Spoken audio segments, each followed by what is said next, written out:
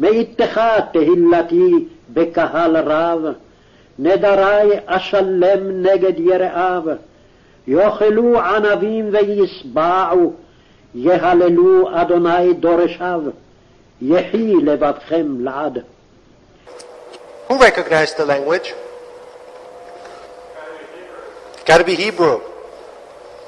Why would we expose ourselves to stuff like that? Because that was what we heard from Psalm 22. Because that is what Jesus prayed on the cross. Because Jesus was a Jew, because we worship that Jew, because that's the language that God's people speak. Jesus has never been anything but a good Jew, and he clings to that old prayer that he learned in that most desperate moment. Throughout his ministry, he was reluctant to reach out to those Gentiles, the uncircumcised, the non-Hebrews like us. He wouldn't want to talk to us.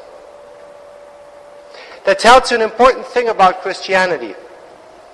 At the very core of our faith is a guy that even would want to talk to us. As Christians, we never rest in ourselves, but we center around a center that is not ours. Christ does not belong to us. Christ is not ours, yet we center around Christ.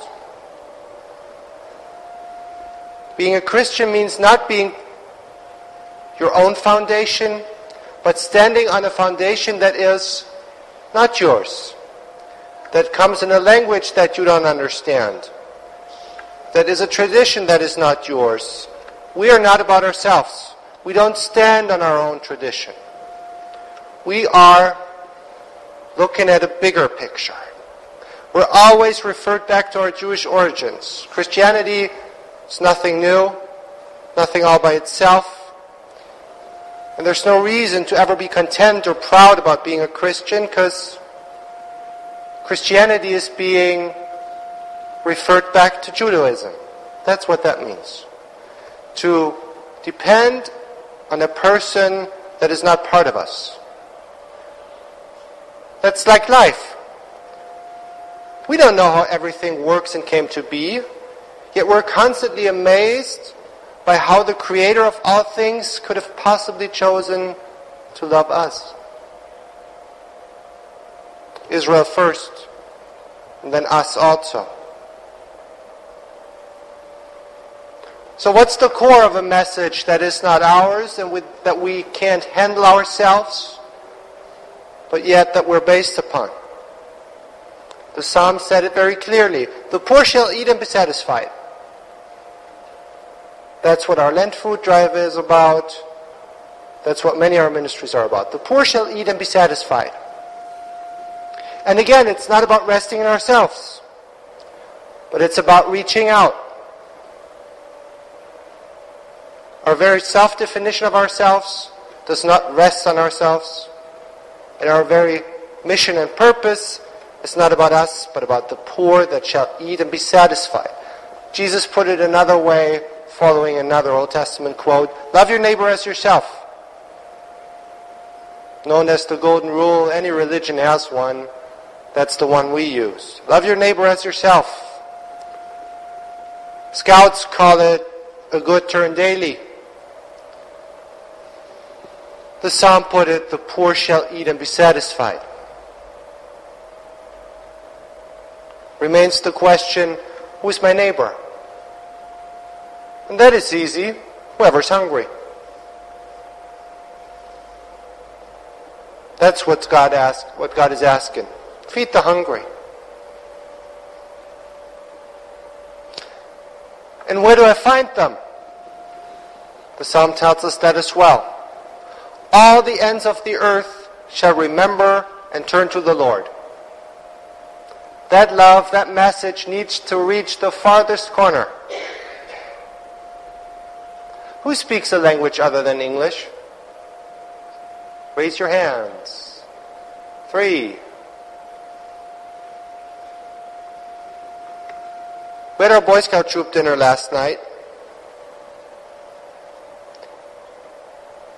And last year was the anniversary of scouting with a World Jamboree. As a scout, you're instructed into citizenship in the world, among other things. From scouting, we can learn that global perspective that we as Christians inherently have. I want to do a little exercise with you. I need 1, 2, 3, 4, 5, 6, 7, 8. One of you. And one more. Oh, would you join us, please, too? You 10, come up here, please, and form a line.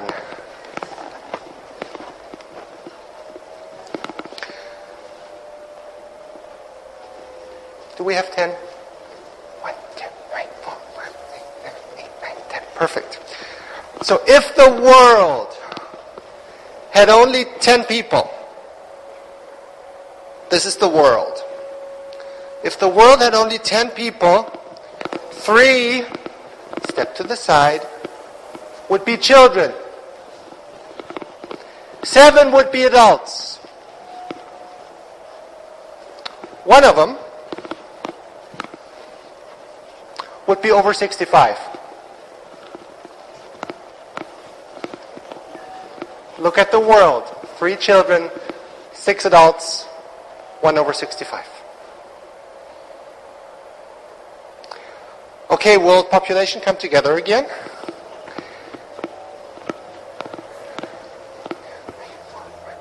Six would be Asians.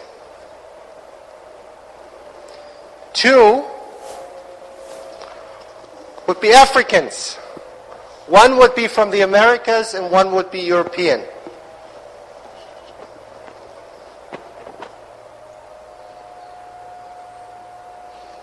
Come together again.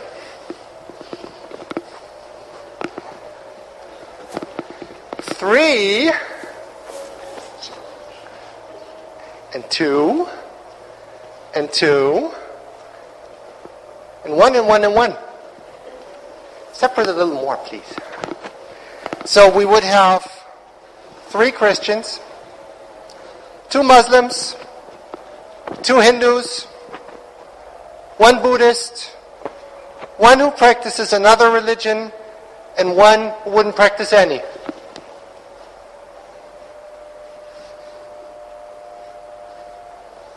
Come back together.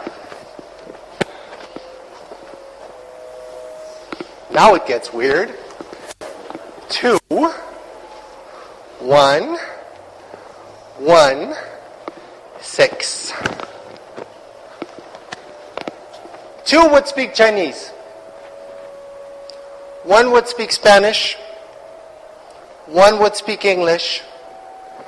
And 6 would speak one of many languages.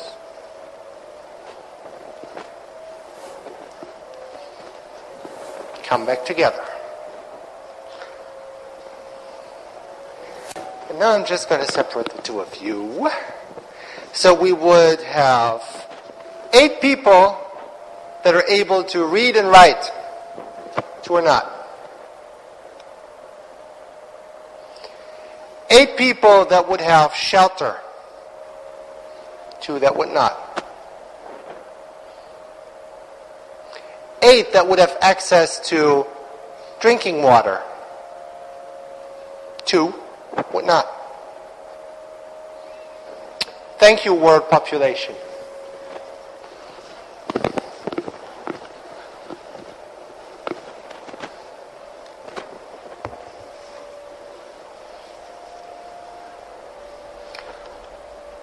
Always remember that everybody's different. Always remember that nobody's better than anybody else. Always remember that no faith is better than anyone else's. Always remember that everybody is a beloved child of God. Always remember that we don't have to agree on everything. always remember that we're all here in the same service to feed the hungry. All this means that we need to help everyone to be at their best, not what we think would be best for them. National Geographic last year put together the most average human being. So basically the whole sum of all this that we had. The most typical human is right-handed, makes less than $12,000 a year, has a cell phone but no bank account, is male, is age 28, and is of Han Chinese ethnicity. Should we try to be like everybody else? Should we strive to be like him? It doesn't make much sense. So whoever tries to be like everybody else should be that 20-year-old Han Chinese man with a cell phone and no bank account. Shouldn't be striving for that. There are over 7 billion wonderful persons in the world, each precious and made in the image of God. You should strive to be you. Amen.